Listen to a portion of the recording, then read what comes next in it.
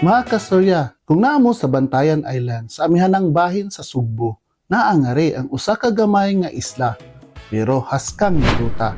Gitawag kini og Virgin Island. Anong gitawag og Virgin?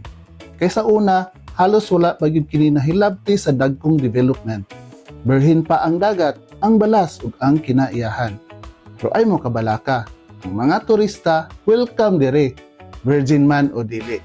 Bitaw, karon atong istoryahan ug atong tan-awon kung unsa ang naa sa isla.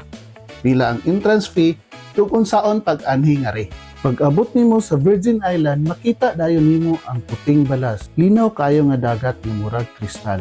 Ug ang hangin pisto pa gyud diri. Nice kaayo ni para mag-swimming, mag-snorkeling o magpahayahay lang sa cottages samtang nagtan-aw sa nindot na dagat. Kung day tour lang, ang entrance fee 350 pesos. Open sila alas 9 sa buntag taman sa alas 5 sa hapon. Ug kung maglakaw-lakaw lang ka sa puting baybayon, murag moingon gid ang dagat. Ligo sa ngare ay sa paghuna-huna sa imong trabaho. Kung gusto mo makaadto sa Virgin Island, una, kinahanglan mo makaabot sa Santa Fe, Bantayan Island, Cebu. Gikan dito, pwede mo mag-abang og bangka para sa island hopping. Ug mga 15 to 20 minutes lang ang biyahe padulong sa isla. Pag abot nimo sa isla, makaingon gyud kag haskang duta diri sa.